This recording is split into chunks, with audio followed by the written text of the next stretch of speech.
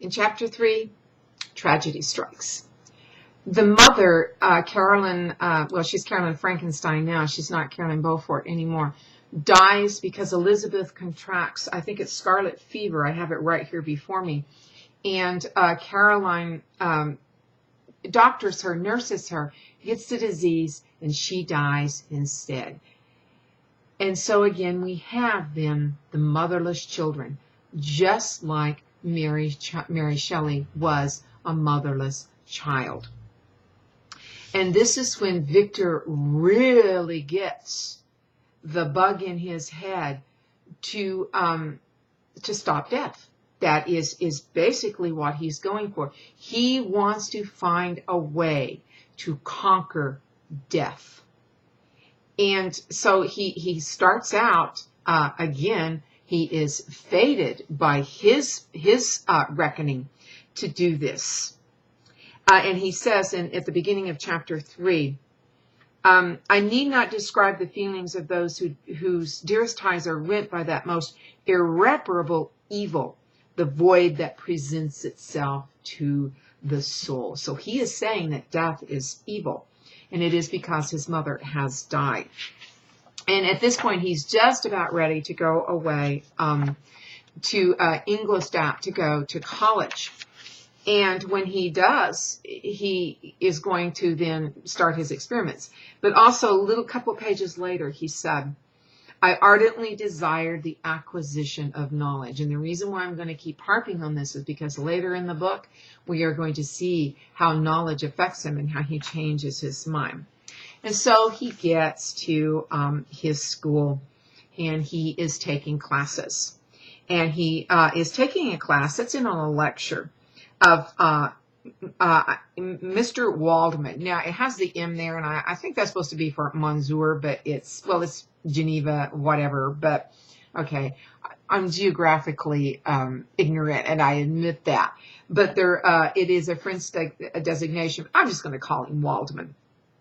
And this is what gets him excited and gets him back on the track of the treatises of those early alchemists. And he says, it's on page 38 in my book, sorry.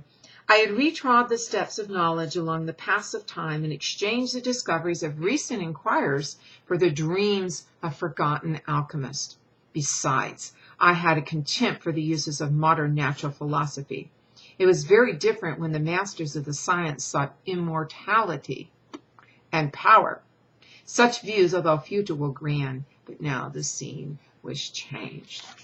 And so he begins then to delve back into some of those alchemists. And then he also, when he gets into Waldman's class, Waldman is lecturing just like I'm doing. And he says, the ancient teachers of the science, said he, promised impossibilities and performed nothing. And then he goes on down further, and he says, they penetrate into the recesses of nature and show how she works in her hiding places. They ascend into the heavens. They have discovered how the blood circulates, and so on and so on. Now, I want to stress, fate is called she, and nature is called she. These are feminine, I don't want to say entities, but that's almost what they make them into, are entities. They are trotting into forbidden. They are secrets. He even says the secrets, and they have no business there.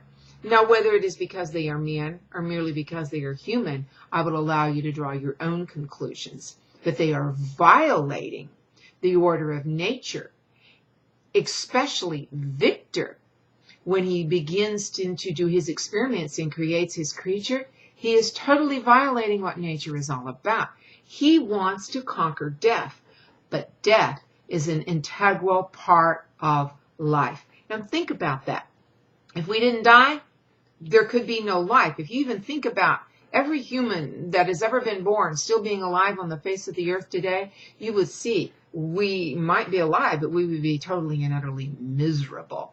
So Victor is setting on a path that he claims fate set for him but it is a path that goes against what fate's sister nature says, this is the natural order of things. You need to keep out of it.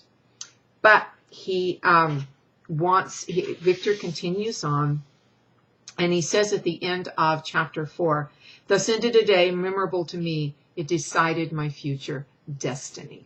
So again, that destiny is a big theme.